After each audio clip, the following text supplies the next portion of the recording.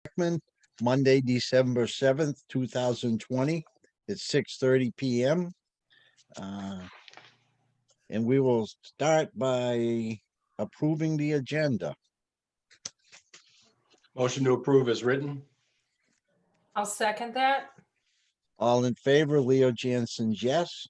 Rosemary Meisner, yes. Bill Johnson, yes. Okay.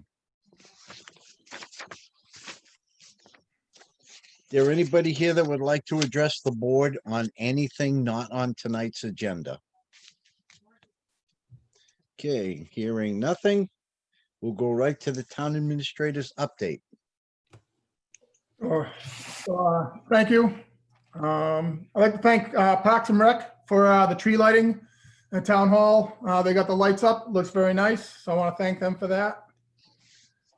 In relation to COVID-19, Town Hall is still by appointment only. We still continue to have cases in town, but the case number is actually decreasing finally. We were having pretty much daily, so that's actually slowed down a little bit. Hope that trend continues. I'd like to let you know that I was notified by the Fitchburg Board of Health that there's a free COVID testing at Cogswell Park on Thursday, December 10th from 10 a.m. to 4 p.m. and Ashburnham citizens are welcome. It is posted on our website also. There was one the other week for Fitchburg, and then Gardner had one today. But there is one more on the 10th at Cogswell Park in Fitchburg, and Ashburnham residents are welcome to attend. On a finance update, the House Ways and Means Committee on the state level has sent the budget to the governor, so we're waiting for him to sign. Right now, if all goes through, local aid is a little better than what we expected in the budget. So that's promising. Hopefully he doesn't veto anything and that gets put through, and that would put us in a good shape going forward. But again, we're not out of the woods yet. I still have a spending freeze on, as I've mentioned, until the motor vehicle excise tax collections come in February and March. I'm probably not going to release the spending freeze regardless of how things are going. And the outside auditors will be coming in this week. Melanson and Heath will come in. They're doing the financial statements for June 30th, 2020.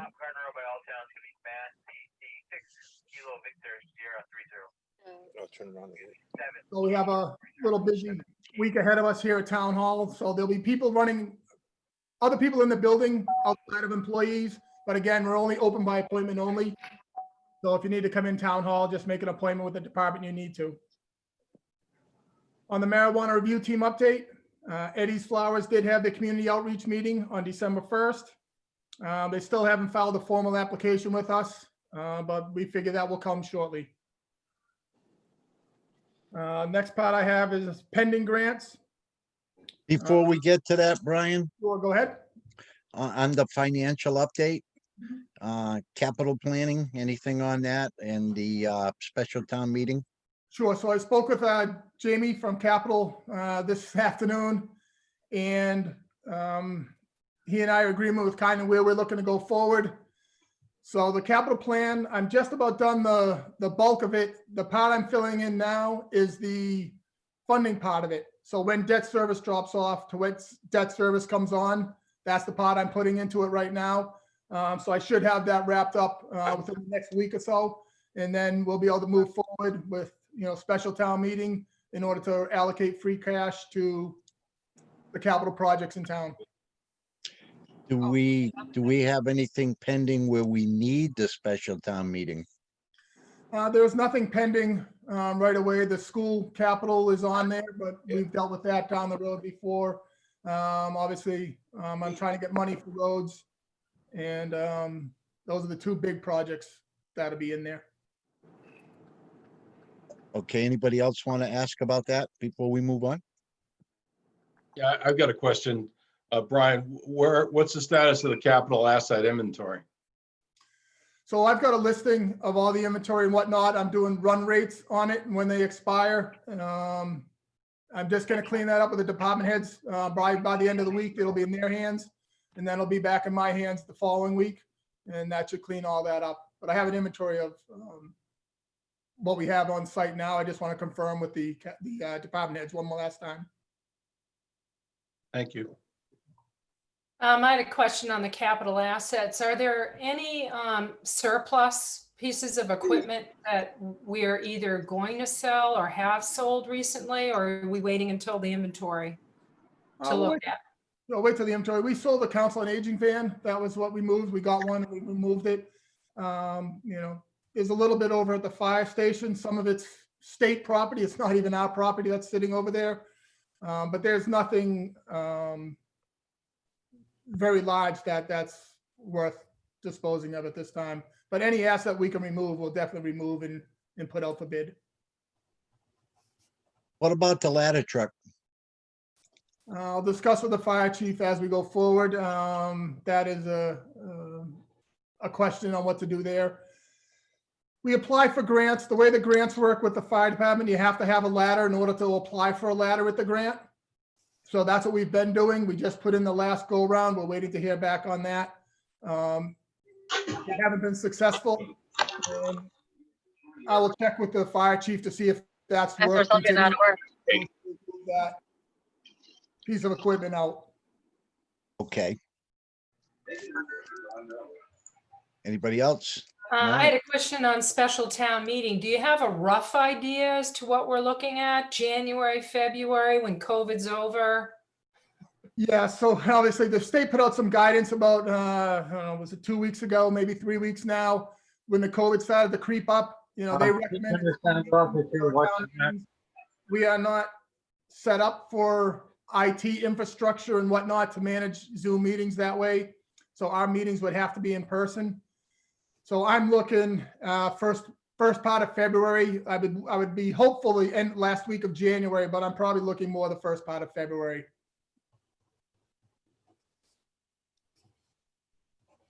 Thank you.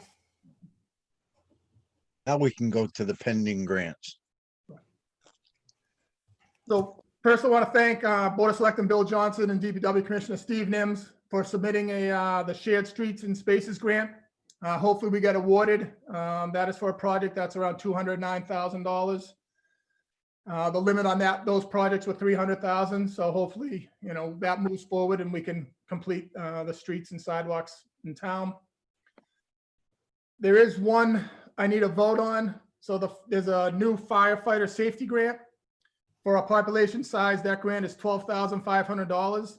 It's a reimbursement grant.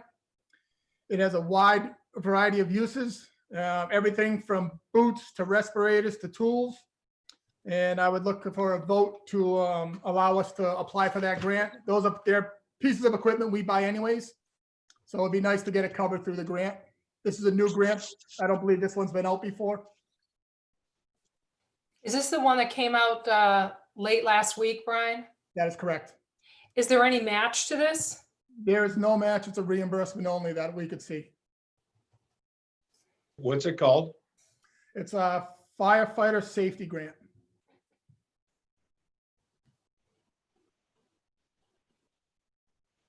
I'll give you a motion to authorize the town administrator and the fire chief to apply for the firefighter safety grant. I'll second that. All in favor? Leo Jansen, yes. Rosemary Meissner, yes. Bill Johnson, yes. Thank you. So I've asked DPW Commissioner Steve Nims to come on for an update on the MVP grant. So I'm going to ask him to take the lead on this grant. Can I just ask a quick question while we're on the fire department? Sure. Did we ever apply for that fire truck grant, that engine grant that was sometime in October? I believe we did, and that's why we had to still have the fire ladder truck in order to apply for it. Okay, we did apply. My understanding with Bob that we applied. I can verify that, but we should have. Can you verify that? And we're gonna be talking grants at next week's meeting, so Sure. we can bring that up.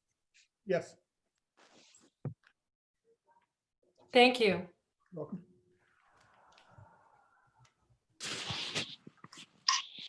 All right, Steve, if you want to take over the MVP grant, please. Okay, so we applied for the MVP grant back with PAR and we have been awarded the grant for $22,000. Basically, we have done step one. So now step two is, I have spoken with the state and I have spoken with our engineering firm, which is PAR, which has also worked with us on other grants, Whitney Pond Dam. We also have a grant for municipal replacement of a culvert on East Ridge Road. So we will be having a kickoff meeting, the three of us, in the near future. That's being set up by the state and our engineering firm. And then we go to what I call stage three, is where the community gets involved with everybody. All the players in our community get involved, and that's where it'll go from there.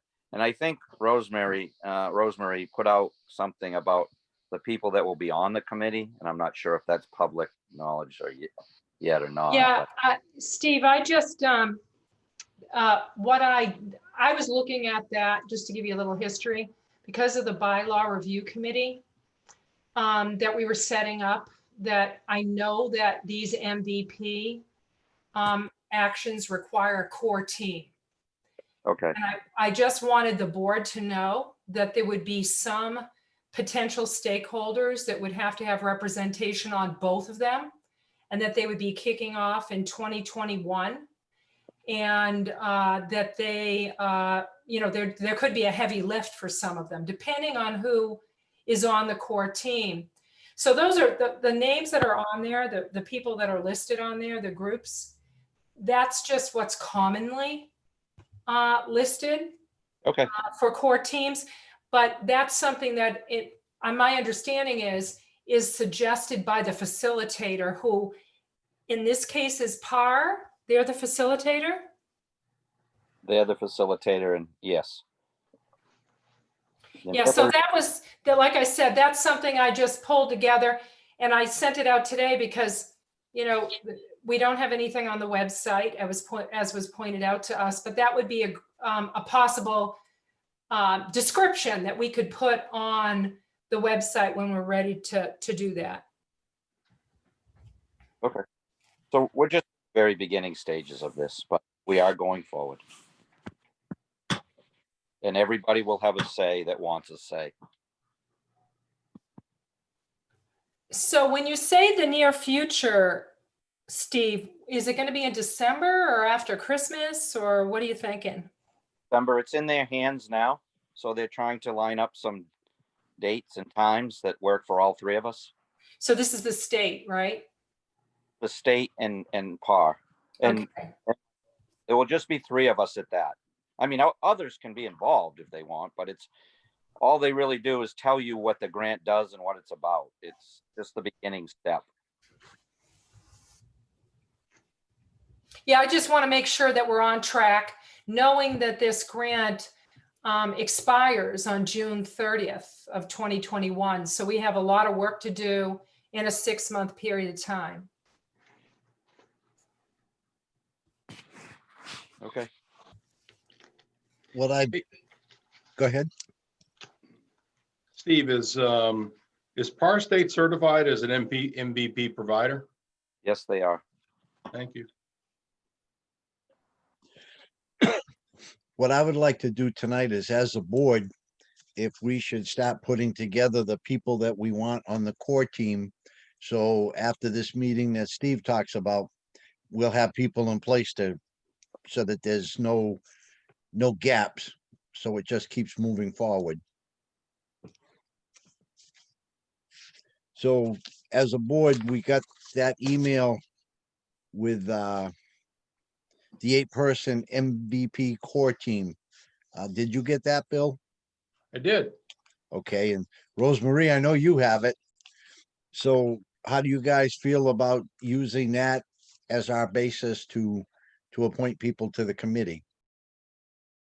Well, just to step back a little bit, I don't know what the process is, Leo, whether the facilitator would make recommendations.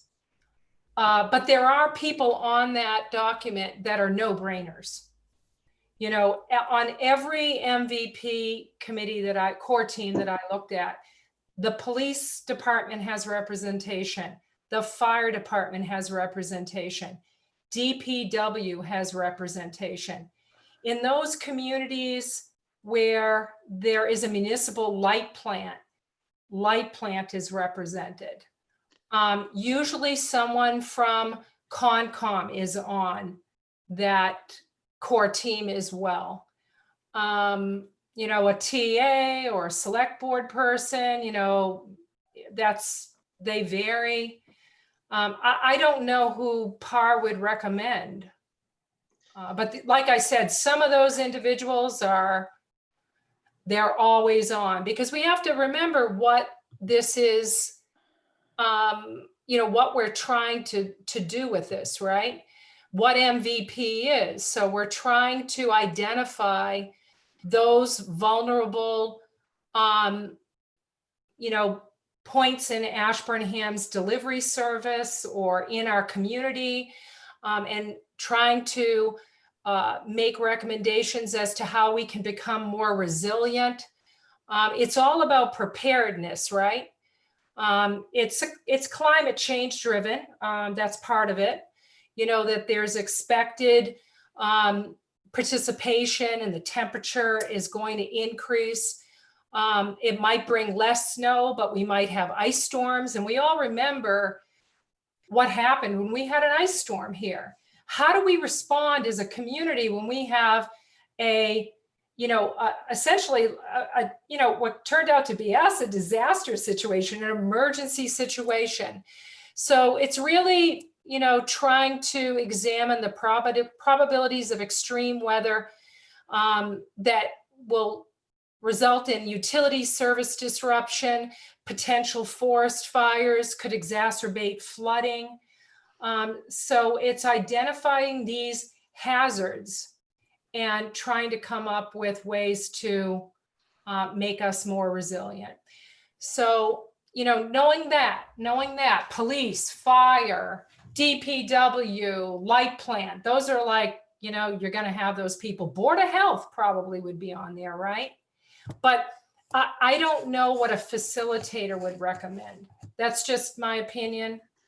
You know, I don't know whether or not anybody else has experience with this. I know Marshall may have some experience with this, but I don't know enough to tell you that we should fill out the whole core team without Steve having his kickoff meeting with PAR.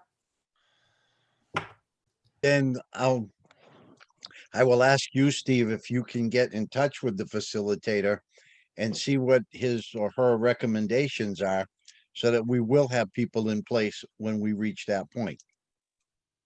I can do that. Okay. I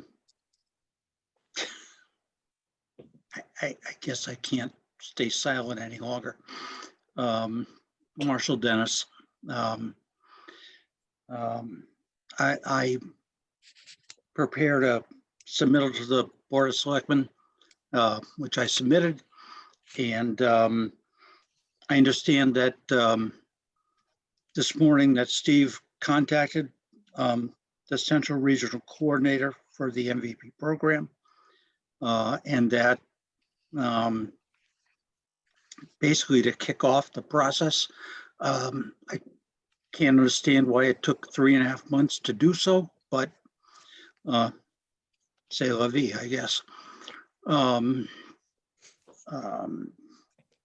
As I said in my submittal to the board, that, you know, the MVP process is extremely involved and, you know, takes an extensive amount of time and involves, you know, municipal agency commitments. And I just don't see how it's possible to do so within the 6 months that's, you know, remaining, when we really had 9.5 months to do so. I posed to the board many questions, and I really think that answers to these questions are required. Why was PAR selected? Why wasn't there an open bid process? et cetera. You know, it baffles me as to why we are where we are in this entire process. And you know, the lead coordinator, you know, who is that? Who is the core team? You know, no one's heard, at least to my knowledge, word one about any of this to date. And it's just, again, I find it surprising and alarming that we are where we are when we've been given, in theory, $22,000 to perform or implement the MVP planning grant. And to date, we've done nothing. And what we're trying to do now is something. Well, 3.5 months later. Well, at this point, it's water over the dam, so we can sit here and debate on it, or we can sit here and do things to move forward.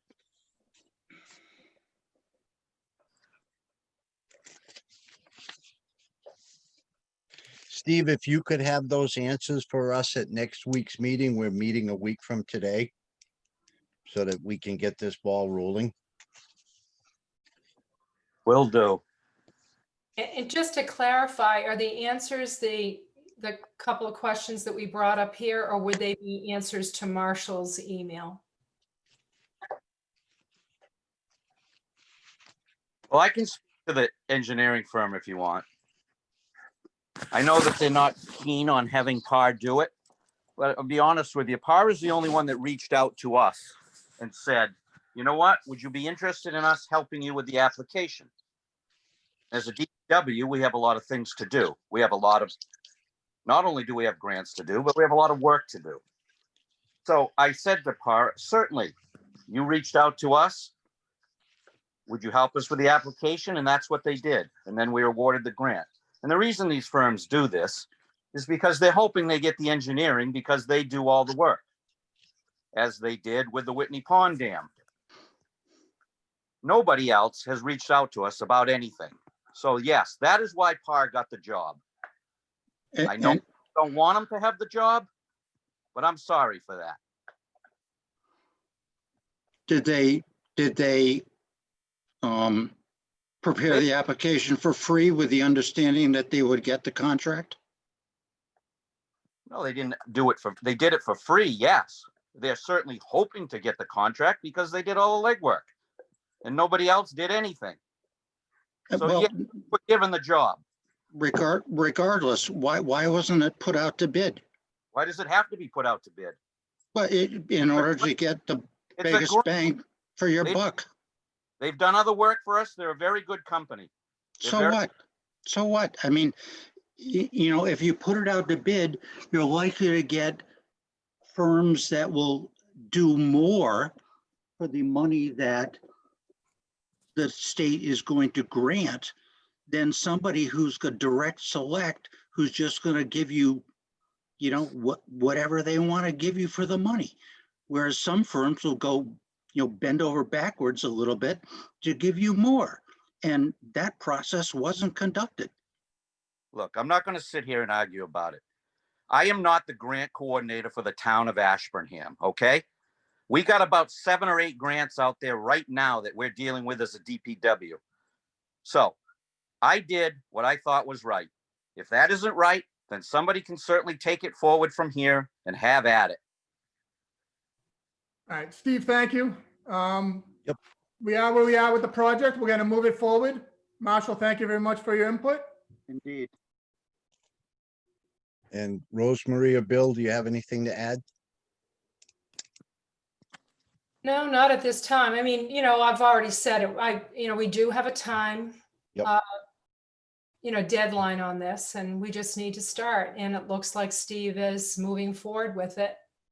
And I look forward to talking to the facilitator, whomever they should be. Okay. Bill? My only comment is that, in looking at the letter that, the email that Marshall sent over to us, He had some very valid questions, some very valid points. And as I've said on previous occasions with other topics, one of the things we struggle with as a town is getting things done in a timely manner. We don't put timelines together. We don't hold people accountable for those timelines. And we need to stop. We need to do better at doing these things. Everybody's busy. I know DPW is busy. Everybody's busy. But when we get these things, we need to get them done. So I think that someone needs to reply back to Marshall. I think he is deserving of an answer to the questions that he's posed. So I think whoever's doing this, I mean, honestly, I know nothing about MVP.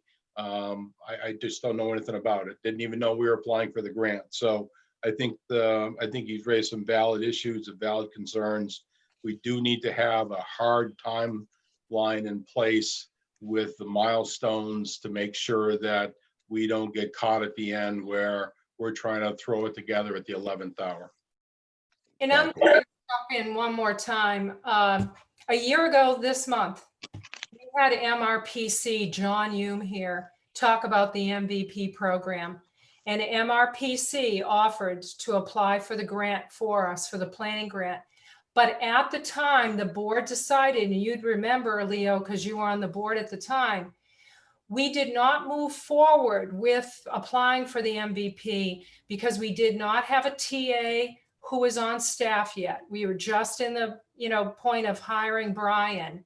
And we knew this was going to be a heavy lift project. It's time, it's a big lift and it's time sensitive. Hours long workshops, involvement with multiple stakeholders. You're not working in a bubble here, right? So, I just, as Bill said, we need to have deadlines. We need to keep pushing forward, or we're not going to make that deadline. Exactly. So we should have the answers by next meeting, and then we as a board will put our people in place. And then we will be asking Steve to get to that facilitator to give us a timeline. Because it also is going to affect those people, because if we lose the grant, then they lose some work. So it's to make this work properly, it's going to be a win-win for both the town and the facilitator people.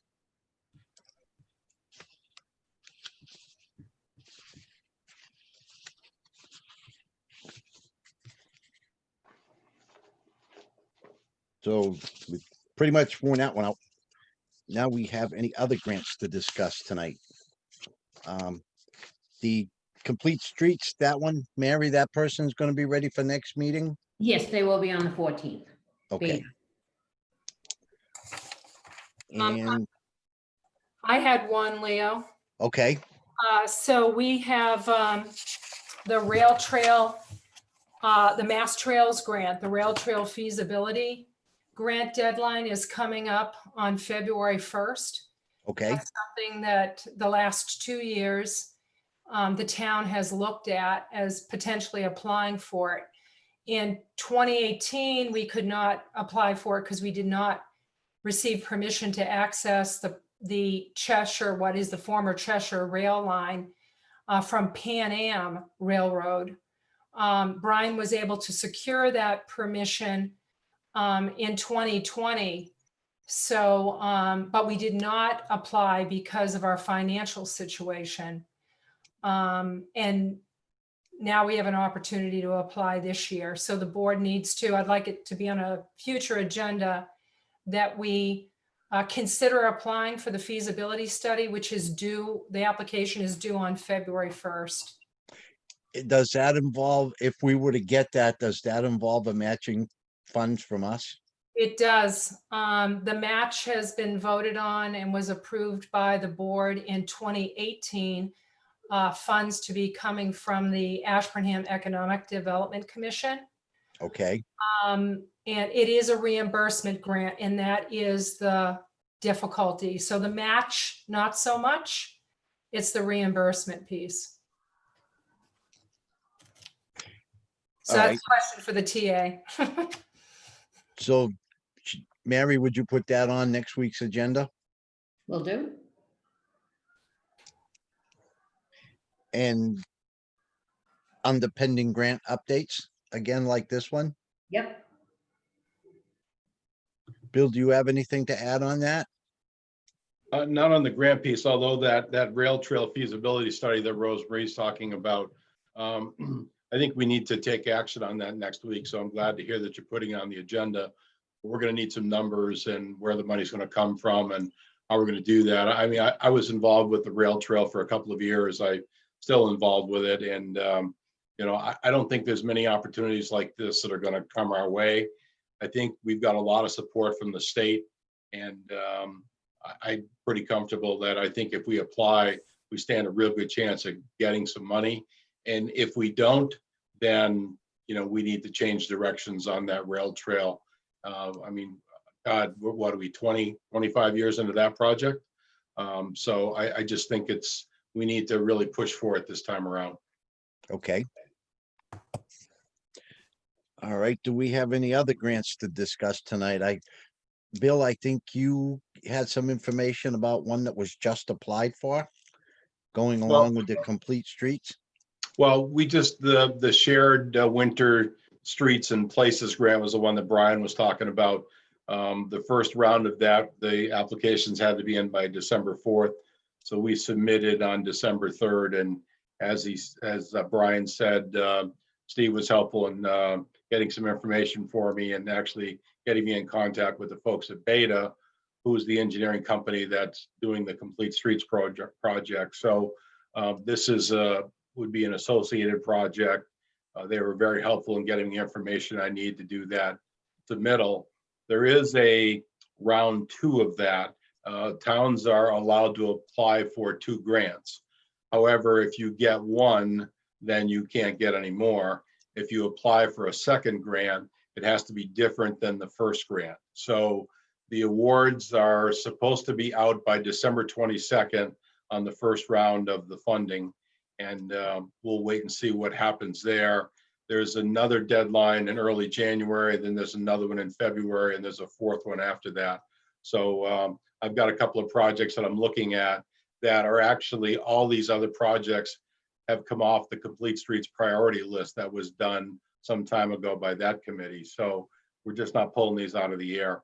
So, and there's specific criteria and what you can apply for, what you can't apply for. And so there could be another round that we would apply for, but hopefully we were successful in round 1. Okay, There's another potential grant opportunity that I'm looking at, Leo. It's the Mass Downtown Initiative for Local Rapid Recovery Planning. So there's a webinar that myself and Kirby Lacey, the chair of Economic Development Commission, will be attending on Wednesday to get to additional information regarding that. So essentially what it is, it's helping businesses respond to COVID-19 at the and prioritizing actions and strategies, not only for the local businesses, but also for the towns that they're located in. It's not a money grant, it's a technical assistance grant.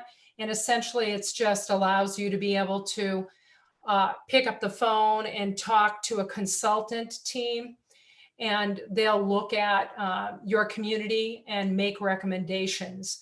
That application would be due on December 18th, but again, there's no match, no reimbursement. There's no money involved. It'd just be a resource for us. so you're going to that meeting Wednesday, 2 days from now? Yes, it's a webinar on Wednesday afternoon. Okay, so you'll have the information, we can act on that next Monday? Yes. Okay, So Rosemary, is that a grant that economic development could actually apply for? Or is it something that an action that the Board of Selectmen would have to initiate? I'll learn more at the webinar, but it could be Economic Development Commission, yes. That's my belief. So if we do something on Monday about that, that basically gives them 4 days to get the application in. Correct. So it's an online application. I don't believe it's very short. That's what they say on the information page. Yeah, so, we'll see after the webinar. And like I said, Kirby will be at that. We can talk about it after the fact and see if this is something that economic development can take the lead on. Do we have any other grants to discuss at the moment? Okay. Pavement management plan. So the pavement management plan has not moved along any further than the last time we talked. After the last meeting that Brian, Steve, Randy, and myself had, we were requesting some information from Beta. We were looking to get our hands on the Excel spreadsheets. An Excel spreadsheet was sent over to us of what I think they believe we were looking for, but that wasn't it. So we're still awaiting some information from them. But I'm here to tell you that we should put it on the agenda for next Monday, and one way or another, we will have closure on Monday. Okay. I see Mary writing. You got that? I got that. Thank you. Mhm. All right. Now we come to annual license renewals. Before we get started, Mary, you had said not everybody had paid their fees. Have they since paid their fees? They have since paid their fees. So there has been questions. Everybody on this list wants to reapply and wants to continue moving forward.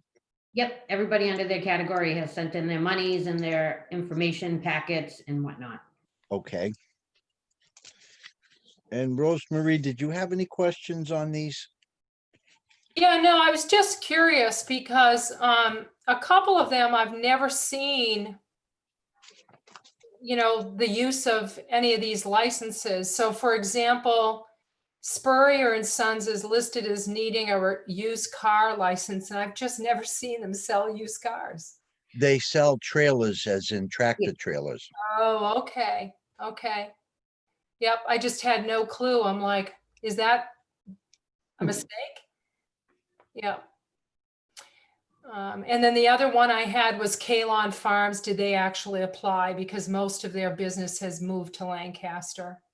They Yeah, still- they're still under Hillside for pouring Yeah. license. right, right. I have a question about liquor licenses in general. Are we at our limit for the different categories that are available to us? I believe we're at our limit for liquor stores, but not, we have several for restaurants.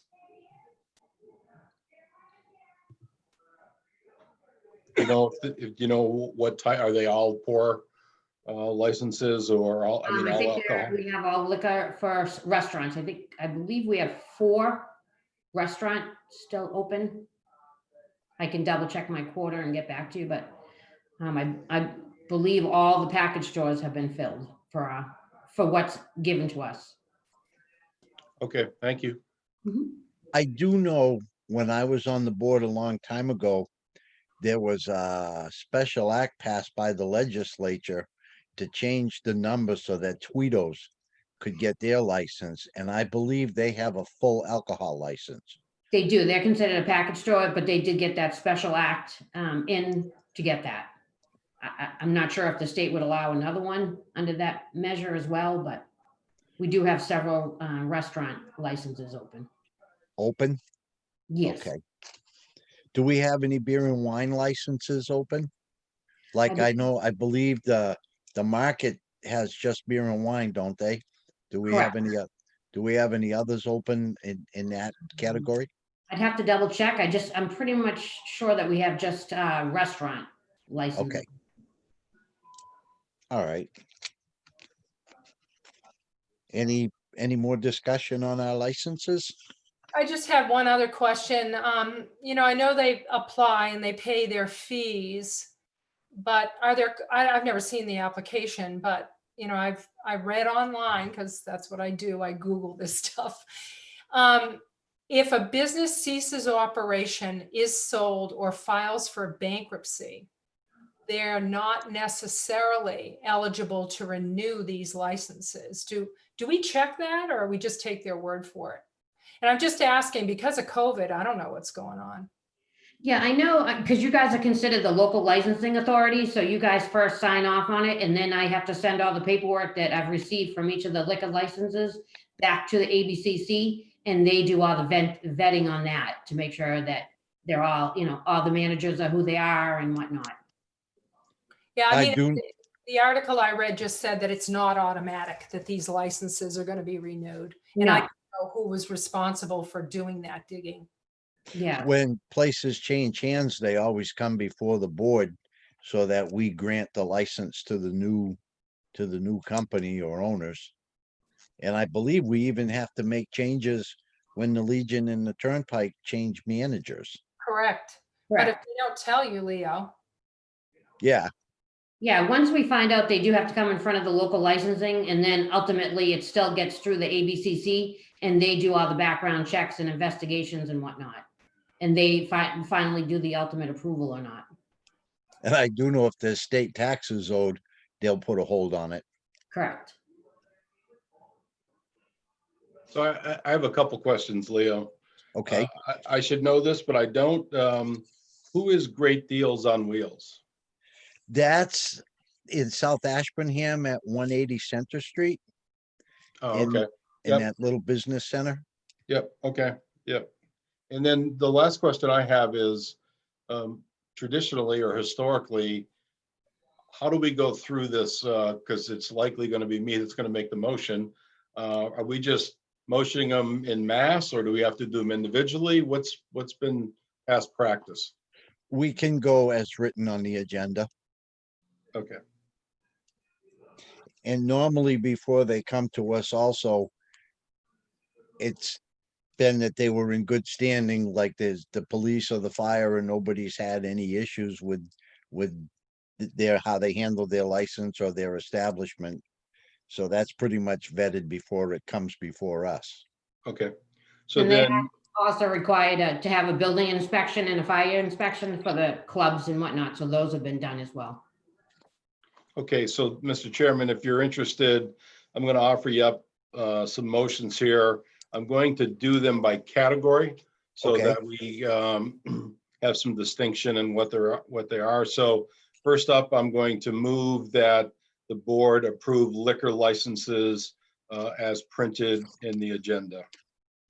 I'll And- second that. I mean, I could read them if you want me to for the people that don't have the information. It's up to you, Mr. Chairman.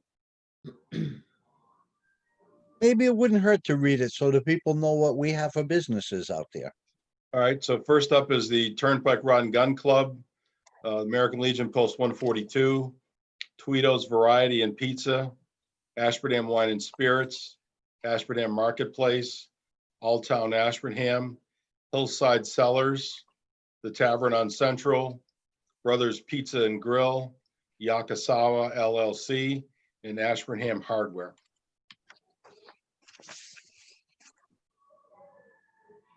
I'll second that. All in favor? Leo Jansen's yes. Rosemary Meisner, yes. Bill Johnson, yes.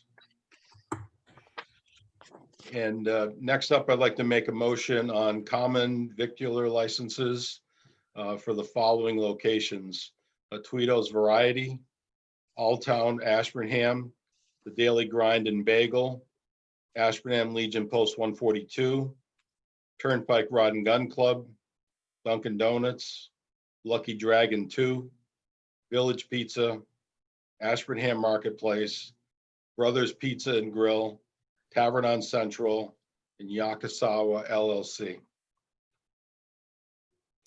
I'll second that. All in favor? Leo Jansen's yes.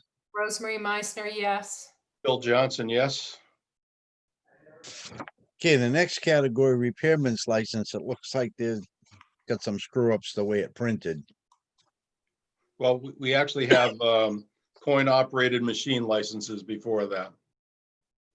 Okay, So I'll offer up a motion that the board approve licenses for coin-operated machine license for the following locations: American Legion Post 142 ×5, the Turnpike Rod and Gun Club ×2, and Tavern on Central ×3. I'll second that. All in favor? Leo Jansen's yes. Rosemary Meisner, yes. Bill Johnson, yes.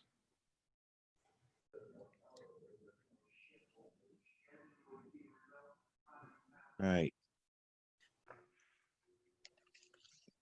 What do we have next, Bill? Repairman's Yeah, licenses? do you have additions to that list?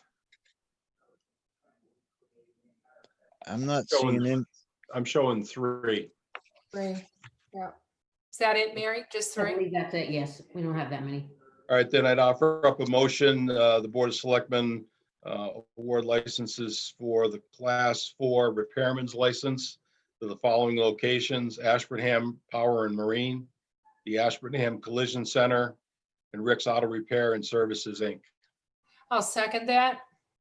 All in favor? Leo Jansen's yes. Rosemary Meisner, yes. Bill Johnson, yes. And the last category is Class 2 used car licenses. I move that the Board of Selectmen authorize licenses for Class 2 used car licenses to the following locations: DJ's Classic Cars, Great Deals on Wheels, Ashburnham Power and Marine, and John P. Spurrier and Sons. I'll second that. All in favor? Leo Jansen's yes. Rosemary Meisner, yes. And Bill Johnson, yes. And Mr. Chairman, just as a point of clarification, because I didn't know this until earlier today, that I questioned why Ashburnham Power and Marine was on there. And it turns out that boats are considered vehicles. So that's why they have to have a license.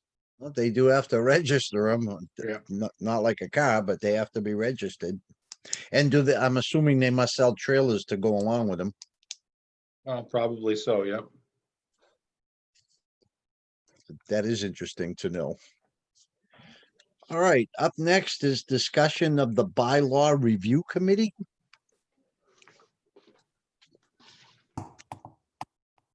Now, we named people at the last meeting, correct? Or No, was that? Okay, so we named who would be on the committee, and then what happens is those committees appoint somebody and they okay, become members of the committee. We have a representative. The Board of Selectmen has a representative on the bylaw review committee. mm-hmm, We need to appoint one of us to be on that committee. okay. And that's gonna be the committee reviewing the zoning bylaws, correct? Because we're all three of us are reviewing the general bylaws.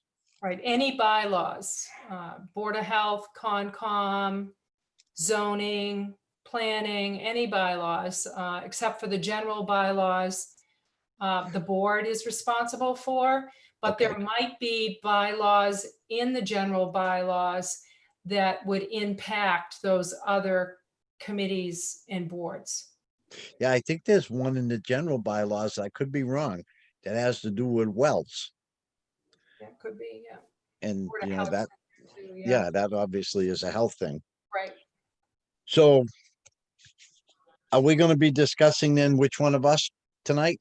Because I haven't seen any names from the other committees as to who they've submitted for names. Yeah, they're not due until December 15th. I haven't heard anything from the boards that I'm liaison to. Me neither.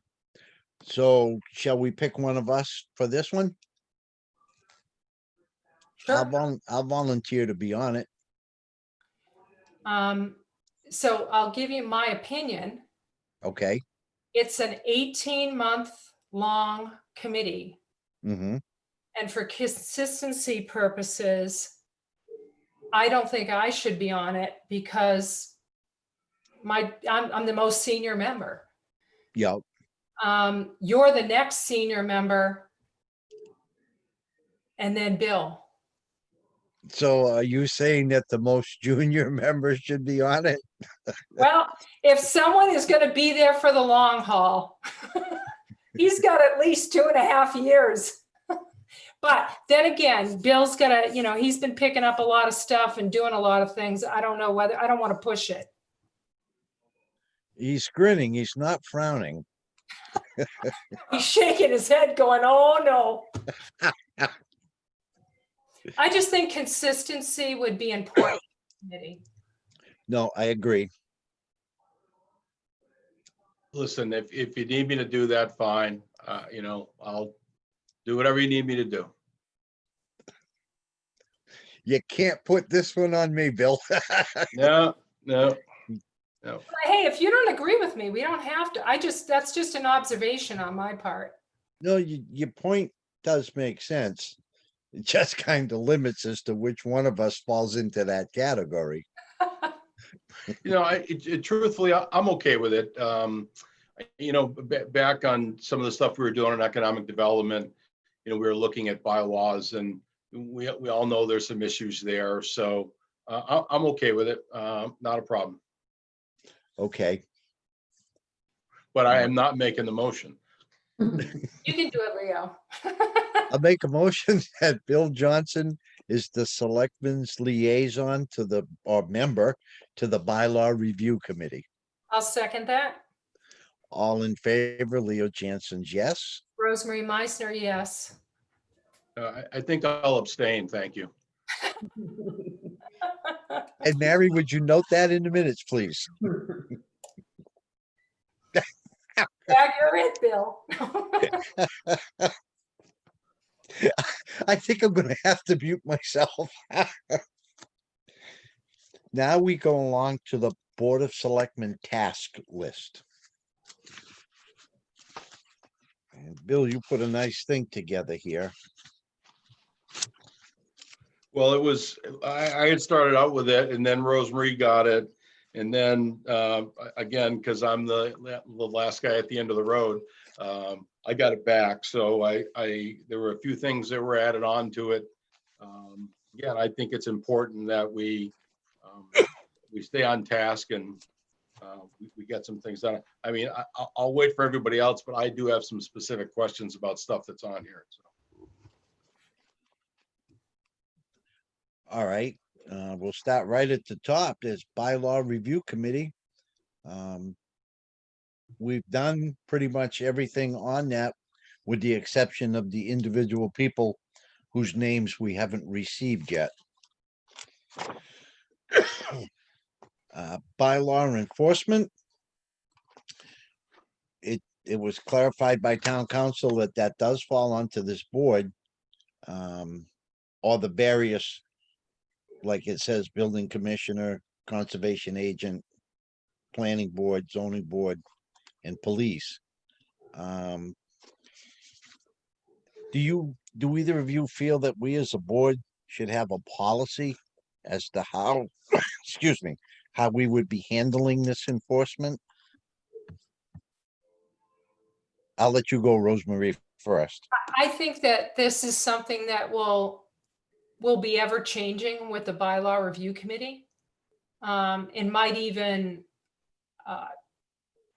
influence how certain bylaws are enforced. Okay, And we don't enforce everything. There's only certain things that the Board of Selectmen enforce. We enforce the general bylaws, but right.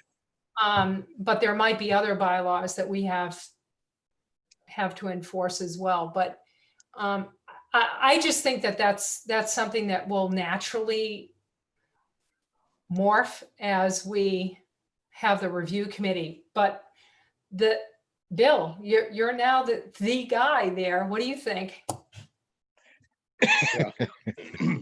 Yeah, 4 minutes into my new job, I really don't have any. Well, I'll just speak in general terms here. Again, back to AEDC. I think that there has, in a lot of cases, has been a lack of enforcement across many fronts for the town. I think it's something that needs to be a priority. I'm not sure where we are as far as hiring a new building inspector, but certainly that's a key person in this whole process. They oversee and are the enforcement agent on a lot of things. So I think we need to do a better job, and going through the review process, we may find out there are things that we need to highlight and recommend, tougher enforcement, things like that, to the people that are ultimately responsible for enforcing these bylaws. We need to treat everybody fairly. And I don't know that that's always happened. So we need to try to do our best to ensure that that happens moving forward. I believe in the fair part. Rosemary, you have anything to add to that, other than what you'd already said? Well, I agree with Bill. I mean, enforcement is something that's always a hot button issue in town. We get letters from, constituents, from residents who are complaining that there are bylaws that aren't enforced. So, we're sort of the front line with that. I'm sure Brian is as well. So it's working together with the TA, and the TA working with the building inspector, the conservation agent, working with planning and zoning and on enforcement of these things. But, in the past, the board has brought up the suggestion that we choose like 1 or 2 or 3 bylaws and then task people to enforce them. That was a recommendation from some members of the board in the past. I don't know if that's a strategy. I mean, one of the questions on the bylaw review committee is we've had some people who are charged with enforcing the bylaws, that it's difficult for them to enforce the bylaws because our bylaws are not written in such a way that they're enforceable. So that's that's part why of the I brought up review. the whole thing about the bylaw review piece. Yeah, In the mission statement, in the goals, in the work schedule, it Okay. talks about modifying and amending these bylaws so that they're more enforceable, or Yep. more easily enforceable. all right. We'll go on to the next one, the abandoned, neglected, and foreclosed properties. And we talked about establishing a task force as recommended by planning. Yes, Roger Hoyt had sent to us a PowerPoint, I believe it was, that outlines a task force and what they did in Franklin County in order to help to eliminate or help residents address their neglected, abandoned, and foreclosed properties. Brian, would you know this? Do we have much for foreclosed properties on the books right now? Not that I've noticed, no. Okay, We have a handful still. I mean, the one right on Main Street is foreclosed. Main and Maple. oh, okay, There are a few others that are foreclosed or in pre-foreclosure, all right, but they've come down. The number have come down. okay. Brian, didn't we have some enforcement action going on with a couple of old abandoned buildings, like the old Licks ice cream place? And I thought something was going on with the old Winnipeg Club. So didn't you guys start some of that? We did send out some notifications, and the owner of Licks has removed that building, and we're working on the Winnipeg Club currently. Another one to add to that list is the old Lombard's factory on South Pleasant Street.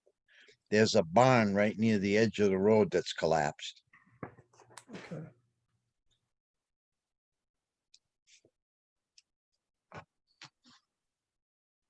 We're back to the foreclosed property on Main and Maple. I believe there's a broken window in that, Brian. Okay, I'll have building take a look to make sure it's all taken care of. Right, that's bank owned. I'll find out which bank. We'll send them notification.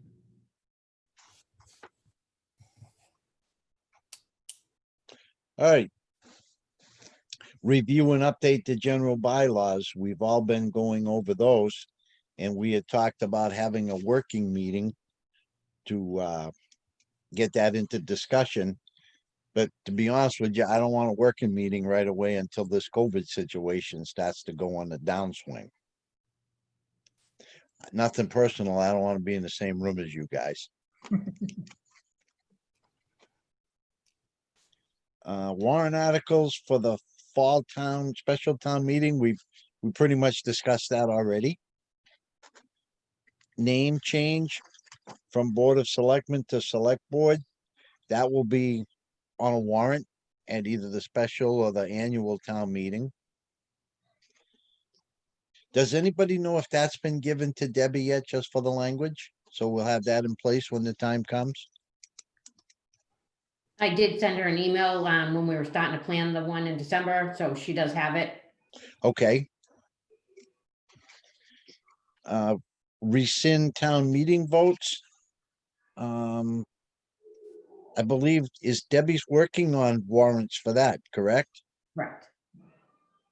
And that would be the tennis court hockey rink that was proposed by a private group in Winchester Park. And what was that, went back to the 1970s? I think 71 or 74. Okay. Board of Selectmen liaison assignments. We've all sent our letters out. Leo, I have a question for you. So Okay. that has been completed. So you folks want me to leave those items on the task list as completed like that, or just take them off? I'd say take them off. I mean, there's no sense, if they're completed, no sense keep talking about them. What do you think, Rosemary?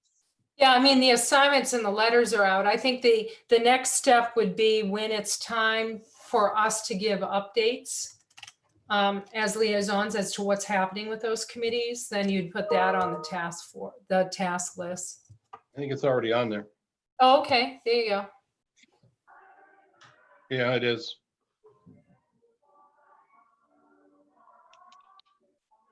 All right. Renegotiation of the Breast Enhanced Center lease. Brian, have you had any opportunity to do anything with that? I haven't, but I did look at the paperwork. I had an email from AJ a little while ago. I was just reviewing it this morning, actually. So Okay. Do we have a rough timeline on that? When we can expect to see something on that? I'll update you when we go over the list next time. I've got a couple things on my plate before I get to Bresnahan Center. No, understood, it is but there. it just, again, it doesn't have to be tonight, but just a rough timeline would be good. Totally off topic, not really, but sorta. I don't like leave my little bubble here, like right downtown. I get to the post office. That's about it. Here in the post office. I haven't been down there for weeks and weeks and weeks. How are things going down there? As far as cleaning it up, making it look better? It's getting better. I drive by pretty regularly. There's still work being done on the inside. There's some amount of dirt in the back, which I think they need to level out now and stuff, but it's not as rough looking as it was when we first started this conversation. Okay, thank you. Next, we have scenic roads.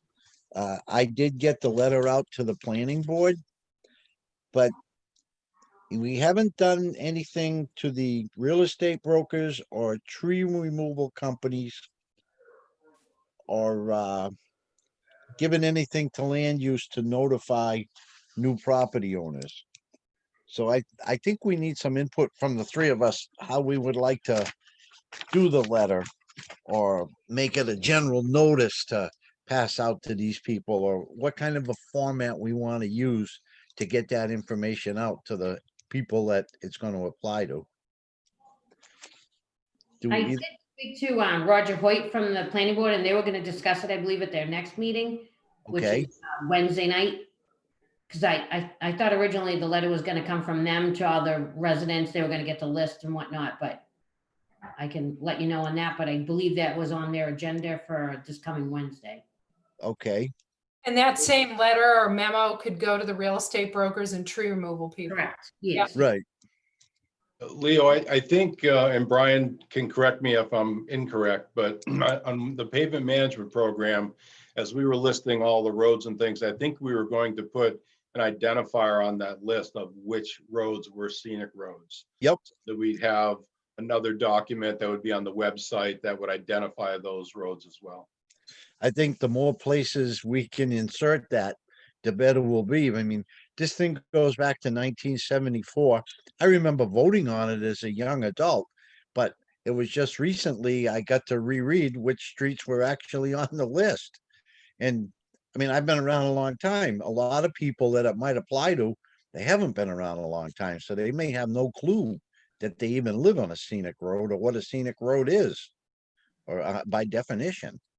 Yeah, I think we should make it a point to, once we establish everything, was to get everybody that lives on those roads and send them that letter. You'll also find, Leo, at least I believe that, I think there's a whole bunch of people in town that don't know that they live on private roads. I Yep. think they're under the impression that they live on town roads. So that's going to serve a couple of functions when we get that done. Okay. Now, pavement management plan, we already discussed that. Complete streets, that's gonna be coming up next week. MVP planning committee, we've discussed that. Hey, Leo, Yes, just one thing back on complete streets. okay, I would, whatever the final version of what we're going to see, I would love to see that in advance of the meeting, not the day of. So we could get a chance to look at that and have some time to review it before we get into a meeting if we have questions. And just so you'll know, I have been in communication with the chairman of the Municipal Light Board about the possibility of burying the cables and putting up those decorative lights. So that conversation is ongoing. I don't know what's going to happen, if anything. It's a relatively short timeline, but we're at least engaging in the conversation about it. okay. Mary, can you coordinate with Steve on the information on complete streets? Yep, Like I know we'll- they're trying to wrap it up possibly today or tomorrow, so as soon as I can get it from them, I'll send it out to everybody prior to the next meeting on Monday. Okay. Website improvement committee. They're working. I know they just had a meeting just prior to ours. I'm not sure what they accomplished tonight because they were still going when we began. But we heard from John, was it last meeting or the meeting before? 2 meetings ago. Okay, maybe we ought to hear from him, not next meeting, but maybe our January meeting. Well, they're due to deliver us a draft in January of where they are. So I can Let's reach out, see. find out if he'll be ready for the 4th or maybe the next meeting in January. Yeah, on this list bill that we've got, it says due date 2/1 of 2021. well, but go further to the right, to the notes column. Mine's blank. All right, well, it says in mine, draft due early January. Okay, So I put the 2/1 in there to give them a little bit more wiggle room in January. Okay. And again, I didn't know exactly what the meeting dates are going to be, so I just threw that in there as a target date. all right. Discharge, disband committees. The IT advisory committee, have we discharged that one? Or is that just hanging on our list? It's just on the list. Okay, and the Winchester Park Committee. They're just on hold. We put them on hold. We need to make a decision on that one. All right. Then next meeting, Mary, if you can put it on the agenda for next week. For We're gonna, Winchester Park? we're gonna bring up for discussion the Just IT. Did somebody speak? The IT Advisory Committee and the Winchester Park Committee. It's time we moved on them.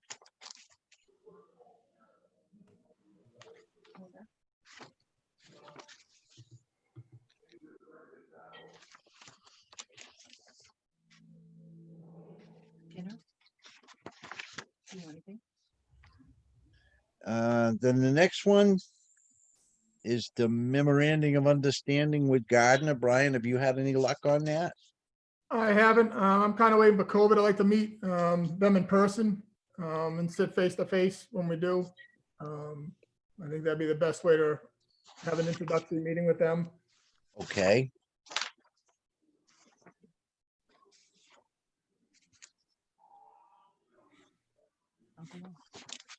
And let's see, the next one.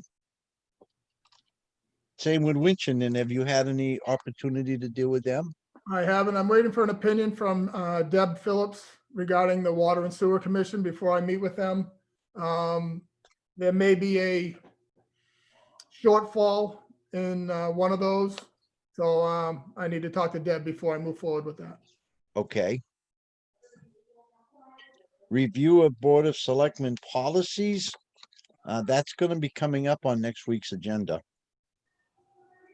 And if we can just individually go through them. I find it, Rosemary, you always hear me complain about this on the OneDrive, the OneDrive. How do I get something off of it? I can access it to read it, but like Bill had a question about setting the agenda and I wanted to send him a copy of the policy that's on there, but I couldn't get it off of there to be able to send it as an email attachment. You just download it Or It you didn't, can share it. or share it, yeah. Yeah, you can just hit the share button and send it to, Bill. It'll ask you the designee. so how about if I want to get something off there to, mark up with red marks or something? So when we discuss it, how do you do that? Then you would add, like Rosemary said, just download it and then you can print it. Okay, I didn't see something that worked that easy. It was almost like I was given read-only access. Yeah, the other thing too is you could, you can make your comments right in it. But then I would be marking up the official, Save it as with a different name. okay. What we had talked about, Leo, and I think you made the recommendation, not this meeting, but the last meeting, that you were going to divide up the policies and we were going to talk about a couple of them at every meeting. Thought we had talked about doing that with the bylaws. But then you had gone through them all, so it wouldn't have been fair if we should all go through them all. Oh, But- no, both of you should go through it and then we have a working session. But for the policies, maybe what we do is we talk about the agenda policy. Is that the one you wanted to send to Bill? Yes, Okay, so maybe the next meeting, we look at the agenda policy, but all of us look at it and then review it ahead of time and then come back to the meeting with recommendations okay, on it. So we could do agenda and another one. I only had town council look at two, agenda and acceptance of gifts. But other than that, she didn't look at anything. well, actually, some of them are not like the bylaw where they don't really need town council as much as it just needs the board to be in agreement as to how we want to operate. Correct. The acceptance of gifts policy, though, is impacted by MGL. So some of them refer to, Yep. and the agenda is an open meeting thing, right? So Right. open meeting law allows us to discuss the agenda outside of open meeting. Yeah. So that we were talking about whether or not we should write that in the agenda or anything, or just leave it the way it is. Okay. So then why don't we plan on discussing the agenda policy next week? I don't have policies in front of me to have titles. Can either of you think of a couple more? We'll discuss three of them as a beginning, like you said. Well, why don't we look at acceptance of gifts since Brian hasn't, not Brian. What's his name? Bill. Bill hasn't been here long enough. And let me go. I'll go on and look to see what all else there is. Wait a minute.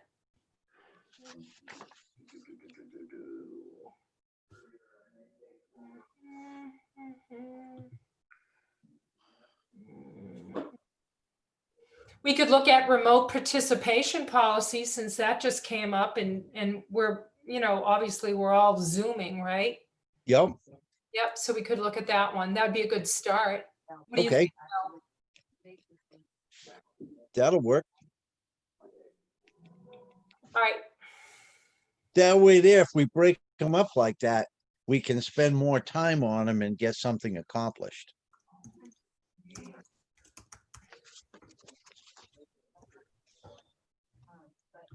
Continued community engagement. And that says ongoing, and I know this is a hot button with you, Rosemary. Do you have anything for input on that for right now? well, the last board, and I think it, obviously we didn't have time to do it last year, but when Kyle, John, and I were on, this was an initiative that we started. So John started the coffee and conversation with the selectmen, but it's a little hard to do that now. Yep, And then we had our engagement with Far Hills Association, where the board actually met with them. mm-hmm, So it was things like that. okay. So that's kind of on hold right now because of the person, COVID, okay. Yeah. Next one is Water and Sewer Commission. We've still been up in the air as to what direction they're gonna go. I think we need to wait from Deb Phillips to respond to my question regarding who sets rates and whatnot. And once we Okay. have that information, then we can move on that agenda item. Okay. Develop a policy on the use of free cash. And that just got mentioned when we were setting the agenda, so I'm gonna throw that one at you, Brian. Sure. So I have actually all the financial policies pretty much ready. I'm just waiting for Melanson and Heath kind of to come through. I want to check some of my ratios off with them to make sure we're within the limits. And then when they're done, I'll probably submit it for financial policies to be accepted. Okay. Bill, do you have anything to add to that? I know that was something that was important to you.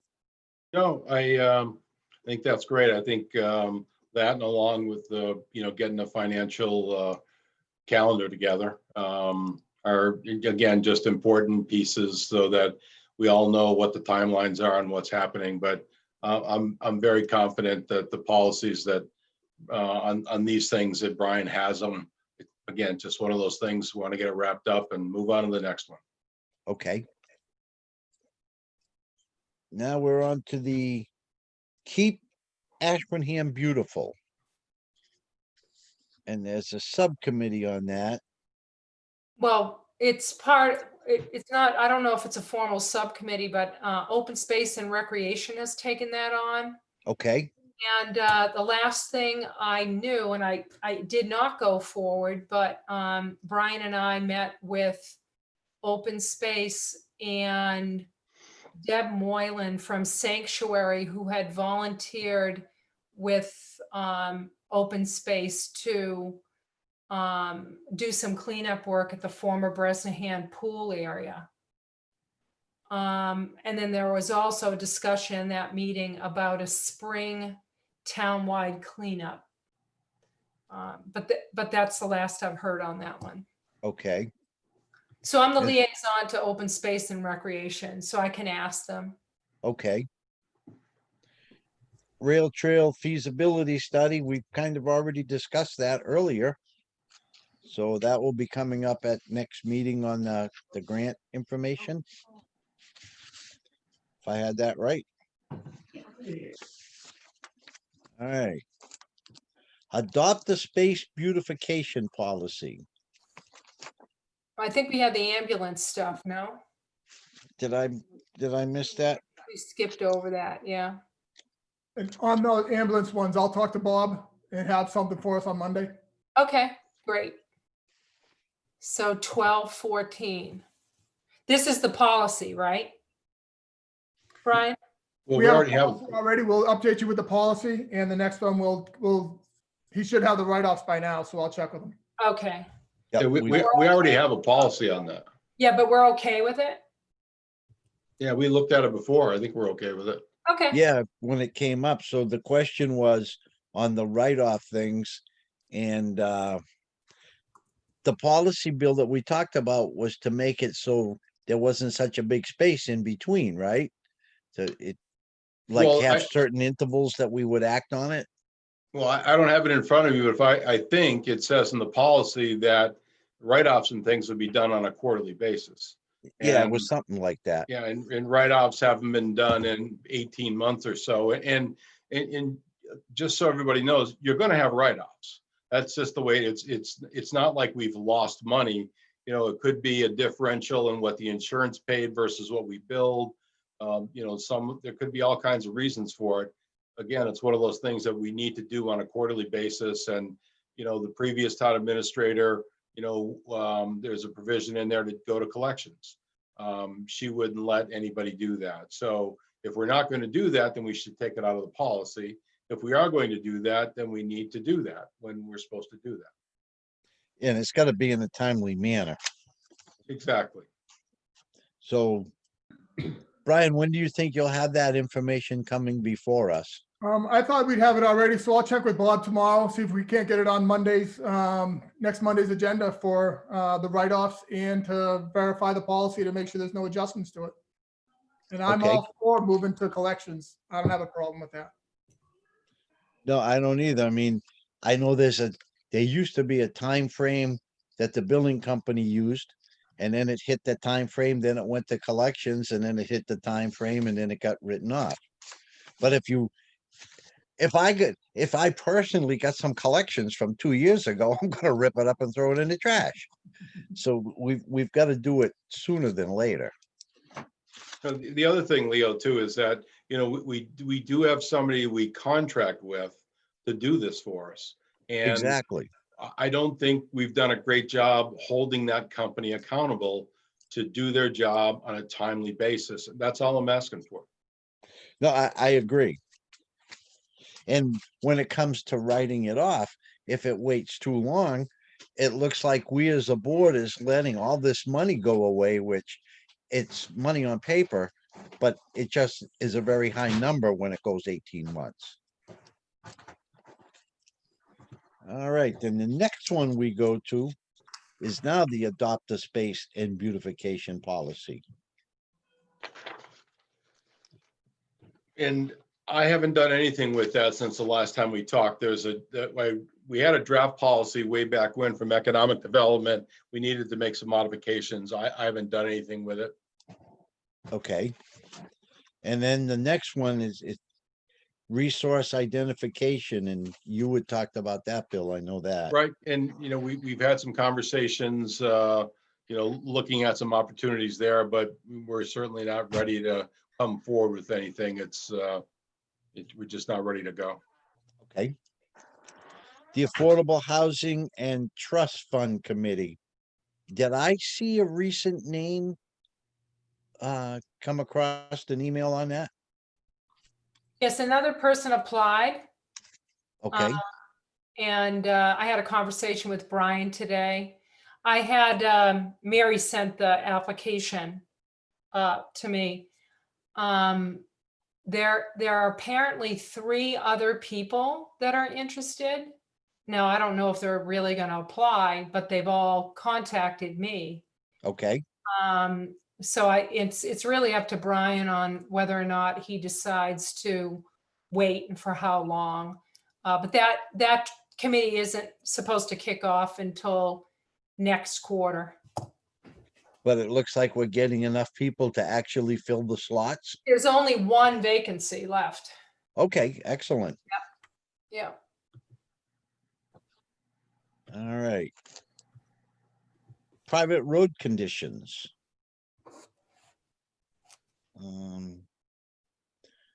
I haven't been out checking any of them. Have either of you or Brian, have you, or have you had Steve? I We've have got- not, I did discuss with Steve on some of the roads because we just had the snowstorm, on how narrow they've now become. Because we've got here inability of fire EMS and DPW plowing due to road condition and overhanging branches. So that might be something to ask either the fire chief or the DPW super to, if they have anybody that has some free time to just take some rides in these areas. And Well, give, you- Leo, that was something that I had decided to put on there, and it was along those same lines. So every year we have conversations about, the conditions of some of the private roads, our inability to get, we primarily use contractors to plow those areas. But I did find out from Steve that we do in fact get our own equipment in there and sand and do some things like that. So my thought was that over the course of this winter and into the spring, as we're out, the DPW's out doing this. I mean, I've spent a fair amount of time driving around some of these roads, and I'm absolutely shocked at, we can get a truck in there, a fire truck, an ambulance, anything to some of these places. Most of them are old camp roads. Yep. And so I just think as a town, we need to identify where these problem roads are, and then over the course of the next few months, get something out to the homeowners out there and let them know that if they're not going to bring the road up to a semblance of a condition that we can get a vehicle in there, then we're not going to be able to get our equipment in there. I mean, you can't send a $500,000 fire truck, down an old road like that. It doesn't work. yeah, and I've driven them. They don't turn around like a pickup truck does. Yeah, no, exactly. So again, you tie it in with the whole pavement management thing, and it's a heightened awareness of where our roads are, what the condition they're in, identifying the problems now. Obviously, there's nothing we can do for this winter, but identifying them now and in the spring, and putting people on notice that you got to do something here. It's a problem. Okay.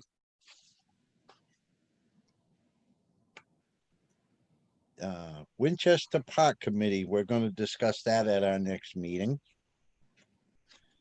Quarterly committee updates by Board of Selectmen liaisons. Not a whole lot to report. There's a lot of the smaller committees and groups aren't doing much. Planning board is still pretty busy.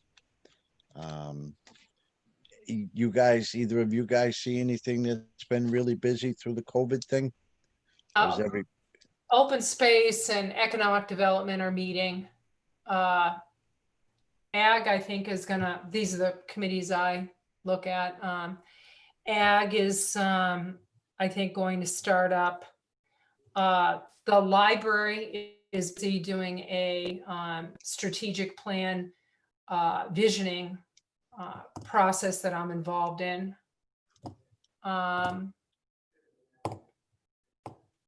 Yeah, I'm trying to think of who else. Concom, they're meeting. I have Concom. okay, Yeah, I can't remember all the others that I might have, but yeah, I mean, more than you think are meeting. okay, I mean, don't forget, it's not just committees, it can be boards like planning and zoning and council of aging. I don't know if they're meeting. Parks and Rec, they just did the tree lighting.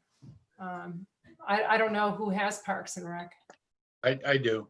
And Yeah. actually, the other thing Parks and Rec is doing is they've put together like a home decorating a situation for the holidays where you can get on a list and get on a map so people can drive around and look at how people decorated their homes for the holidays. And I think they've got some prizes that they're awarding that they've gotten some donations on.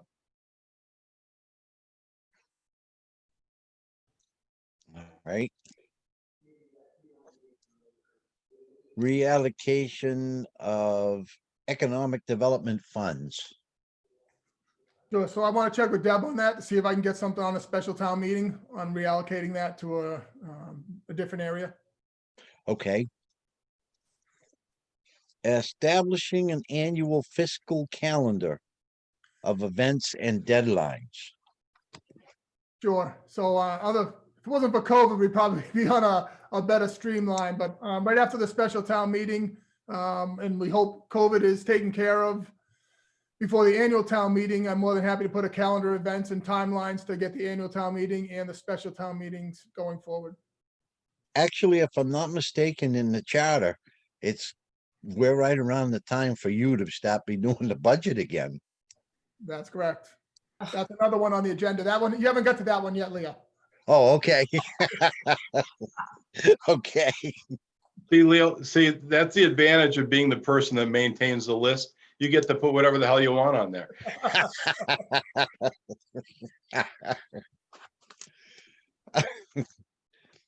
Reduction of speed limit. I've had some conversations with the chief on that. He was looking into a couple things. And that will come up at a working meeting. Cashman Hill truck exclusion.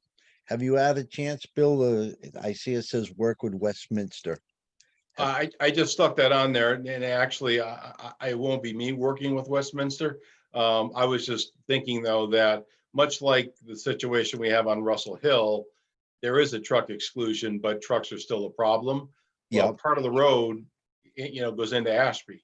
So they're actually on the road before they know what's going on. So that made me think that with Cashman Hill, where it crosses the line into Westminster, that we need to work with Westminster and see if they would consider doing the truck exclusion, all the way over there. So that, putting that sign 3/4 of a mile up that road with a truck, you can't turn it around if your life depended on it. So Exactly. So I put my name on it because I had a couple of constituents that reached out to me about asking if we could do this. I know it's probably going to be the police department that probably has to, and maybe DPW, that actually works that out. But it was just there as a suggestion that we need to work with Westminster. Okay.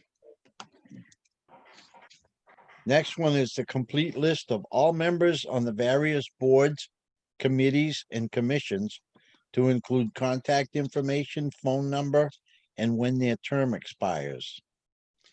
No, Brian's name is on that, but he has no idea what that is. That was another one of those things that I was sitting here early on Saturday with nothing to do. So going back a few years, maybe not that far, 3 or 4 years ago, there used to be, actually back when I was on advisory, there was a document that came out every year that had all the boards, committees, and things like that, who the people were, contact information. That back then it was more phone numbers than anything else, and when their term expired. I think that's a very useful document. I think one of the challenges we have in this town is that some of the boards and committees don't work with the other ones. We're kind of working in silos. And if we put this information together and get it out to all the boards, committees, and commissions, then everybody's going to know if they need to talk to somebody from another board, how to contact them versus having to call Mary or do something like that. So it shouldn't be that difficult for us to pull it together between the town clerk and Mary. And, again, I put a specific timeline in there. I was looking for the second meeting in January, but I'd be flexible on whether or not we hit that. But I just think it's something we can do now and get it all in one place in one document. Okay. I'd like to make a suggestion. I think this is a great idea, but, we all have liaison assignments, so the board could help out Michelle and Mary by reaching out to the chairs of those committees that we work with and asking them to send us that information, because I would imagine they have, at the very least, the email addresses and the names. They might not have the terms, but Mary, I don't know. What do you think that maybe the missing link would be in Michelle's database would be the emails and the phone numbers, right? Yeah, yep. So maybe we could help by getting that information. Well, what if we use that suggestion of doing that and we use the second meeting in January as a timeline for those folks to get back to us with that information? That sounds good. So I was writing, I wasn't totally listening. Just say yes, Leo. Oh, I will write a letter that you and Bill can send to your respective liaison assignments. okay, Email asking for that information. I'll take that on. Okay. What I was saying, Leo, is that I've got this second Board of Selectmen meeting in January. We could Yep. use that as a deadline for those letters to go out to get the information back to us. okay. Because it's not really something that needs to be on the agenda. We just need to get the information. Right. That's true. Then we've got capital asset inventory, which we discussed. The 2021 capital plan was discussed. Shared winter streets and places grant, that was discussed. And you did mention round 2. So we covered that already. If I can flip pages here. Only 2 left, Leo. I'm running out of paper here. Website cleanup. I don't know, is that a specific thing or would that come under what the website committee is doing? Well, I put it on there, so let me give you my thoughts on it. Okay, So I think, I don't know that that is specifically part of what the website committee is going to do. I just know that when I go in there and I start looking around, there is a lot of old information that's in there.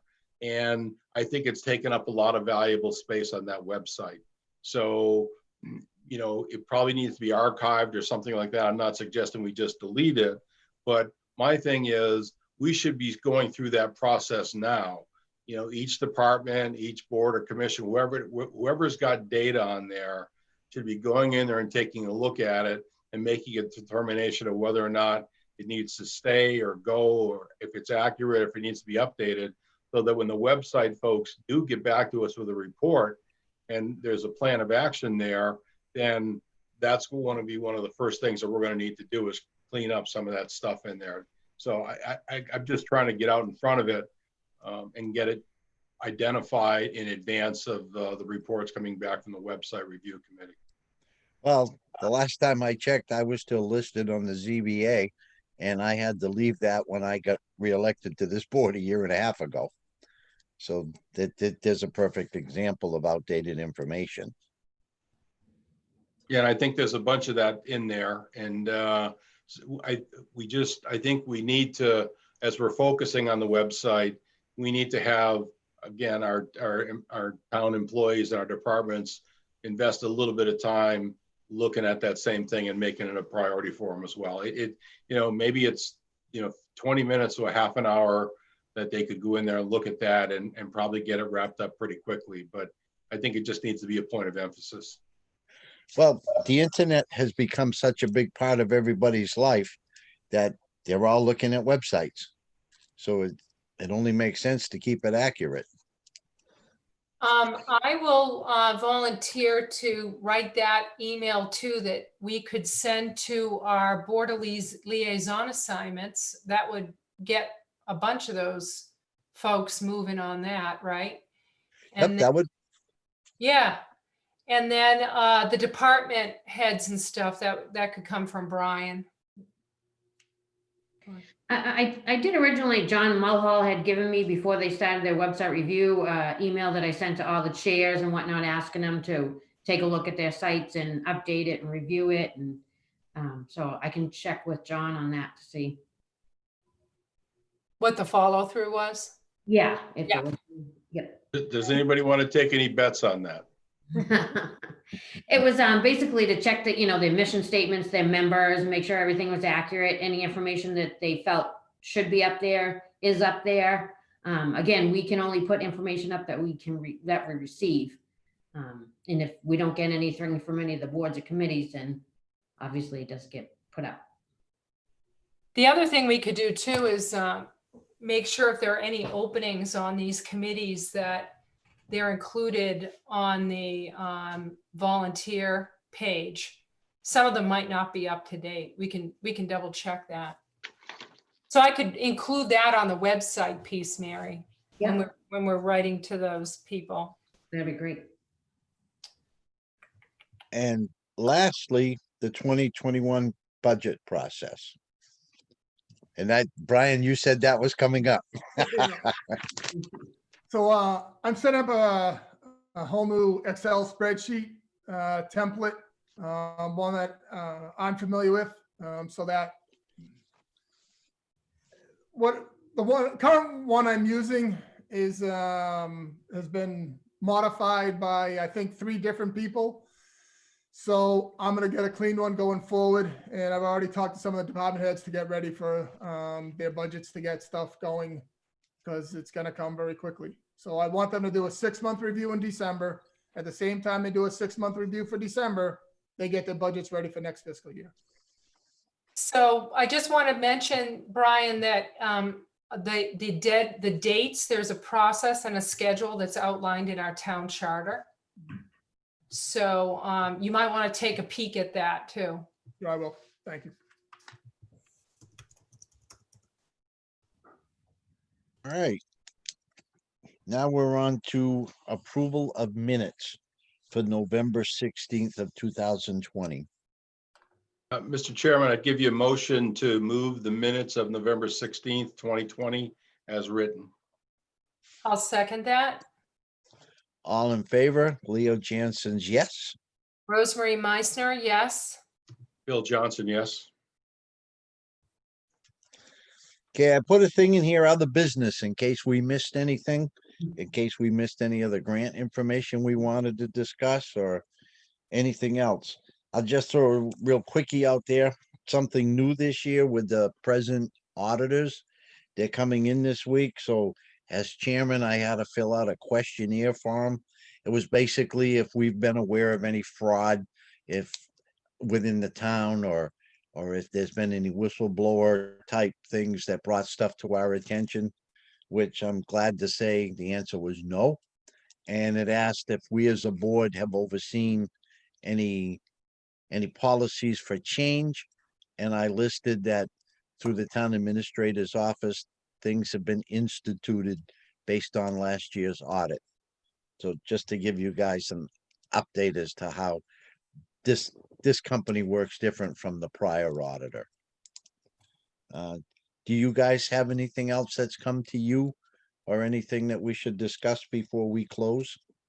Well, we got that email from, I don't know if it was Mary or Michelle. It was from the conflict of interest that we have Yes, to do. That's something, if you want us to remind the different committees that they have to do it. I mean, their committee members have to take that course as well.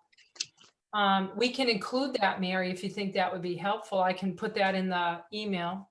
Yeah, I did send it to all the chairs, but a second reminder is always helpful. Oh, yeah. Okay. I Sometimes, can stage them. I bookmarked mine, so I remember to do it. And when I looked it over, it said it takes like an hour. no, it's not that long. That's what they're saying. I did it. Who was the first one who did it? I think it was Roger Hoyt. Whoa, Roger, you beat me. How long did it take you? It was probably, if you really paid attention to it, probably about 30 minutes, wouldn't you say, Mary? Yeah, you Okay, can kind of skip some of the intros and go to the questions. Yeah. okay. Because when it said an hour, I'm thinking, well, I'm not gonna do it tonight, try to get it done before this meeting, and so we've got no more other business. So now I guess we're gonna go to reminders. So the next Board of Selectmen's meeting will be Monday, December 14th, 2020 at 6:30 PM. Back to you, Mr. Chairman. All right, I will entertain one more motion. Motion to adjourn. I'll second that. All in favor? Go ahead, Leo, you're first. I was too busy waving to see I know. Leah Jansen's yes. Rosemary Meisner, yes. Bill Johnson, yes. If I could just get two of you to come in sometime this week to sign those licenses, I just need at least two of you. And I can send them out. So it's gonna take you a few minutes to sign them all, but as long as I can get them out before the end of the year. All right, do you have them done, Mary? Yep, they're all set and ready in the office. All right, I'll be in the morning. Okay, great. Thank And you. I can get in too. I need to get out of the house. All right, great. I appreciate it. It won't be in the morning though. Okay, that's fine. And it won't be, wait a minute. It'll be in the